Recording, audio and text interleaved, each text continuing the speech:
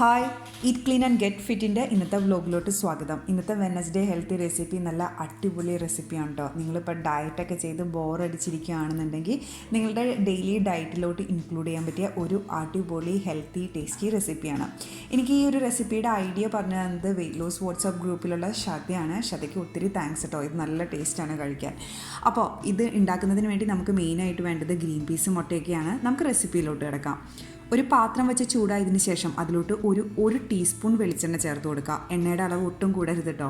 എണ്ണ ചൂടായതിന് ശേഷം ഇതിലോട്ട് ചേർത്ത് കൊടുക്കാൻ പോകുന്നത് ഒരു 1/4 ഭാഗം സവോള പൊടിയായിട്ട് അരിഞ്ഞത്, പിന്നെ കുറച്ച് ഇഞ്ചി പൊടിയായിട്ട് അരിഞ്ഞത്, ഒരു വെളുത്തുള്ളിയല്ലി പൊടിയായിട്ട് അരിഞ്ഞത്, ഒരു പച്ചമുളക്, കുറേയും കറിവേപ്പില, ഇതെല്ലാം നല്ല ചെറുതായിട്ട് അരിഞ്ഞതാണ്.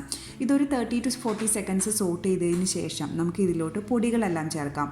ഞാൻ എടുത്തിരിക്കുന്നത് ഒരു 1/4 ടീസ്പൂണോളം മഞ്ഞൾപ്പൊടി, 1/2 ടീസ്പൂണോളം മുളക് പൊടി, 1/2 ടീസ്പൂണോളം മല്ലിപ്പൊടി, കുറച്ച് ഗരം മസാല, പിന്നെ കുറച്ച് കുരുമുളക് പൊടിച്ചത്. അത് നിങ്ങൾക്ക് എരിവ് എത്രത്തോളം വേണം എന്നതിനെ ഡിപ്പെൻഡ് ചെയ്തിരിക്കും കേട്ടോ.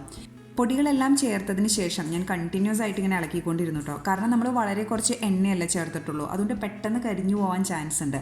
പിന്നെ ഫ്ലെയിം വളരെ കുറച്ച് വയ്ക്കാനും മറക്കണ്ട.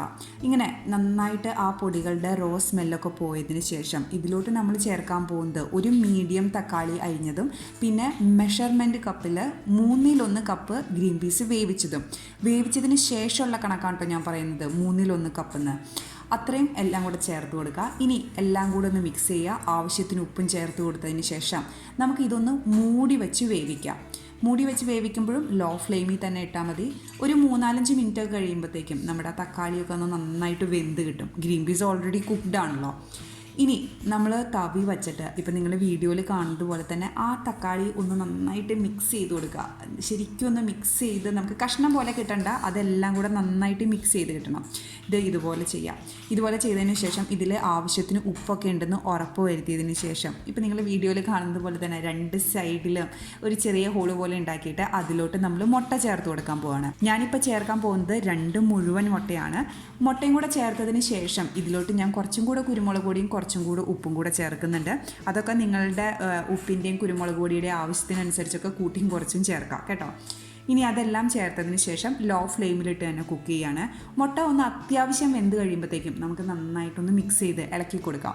ഇളക്കി കൊടുത്തതിന് ശേഷം പിന്നെ കണ്ടിന്യൂസ് ആയിട്ട് നിന്ന് ഇളക്കണമെന്നില്ല കേട്ടോ. നമുക്ക് ഇതൊന്ന് അത്യാവശ്യം ഡ്രൈ ആയിട്ട് കിട്ടണം, അത്രേ ഉള്ളൂ. അപ്പോൾ ഒരു 2-3 മിനിറ്റ് കഴിയുമ്പോഴത്തേക്കും ഇങ്ങനെ ഇടയ്ക്കിടയ്ക്ക് ഒന്ന് ഇളക്കി കൊടുത്താൽ മതി. ഇതിപ്പോൾ അത്യാവശ്യം നല്ല ഡ്രൈ ആയി. ഞാൻ ഫ്ലെയിം ഓഫ് ചെയ്യാണ്. ഇനി നമുക്കിതൊരു സെർവിങ് പ്ലേറ്റിലോട്ട് മാറ്റാം. സെർവിങ് പ്ലേറ്റിലോട്ട് മാറ്റിയതിന് ശേഷം ഇതിലോട്ട് നമ്മൾ കുറച്ച് ഒരു 2 ടേബിൾ സ്പൂണോളം സവാള പൊടിയായിട്ട് അരിഞ്ഞത് ഒന്ന് ജസ്റ്റ് മുകളിലിടണം. പിന്നെ ഒരു ചെറിയ ലെമൺ സ്ലൈസും വയ്ക്കുന്നു. ഇത് നല്ല ടേസ്റ്റ് ആട്ടോ കഴിക്കാൻ. നിങ്ങൾ വിചാരിക്കും ഓക്കെ ഇത് ജസ്റ്റ് കറി പോലെ കഴിച്ച് കഴിഞ്ഞാൽ വിശക്കത്തില്ലെന്നൊക്കെ. ഒരിക്കലും വിശക്കില്ല. കാരണം ഇതിൽ 2 മുഴുവനായിട്ട് മുട്ട ചേർത്തിട്ടുണ്ട്, പിന്നെ ഗ്രീൻ പീസും ചേർത്തിട്ടുണ്ട്.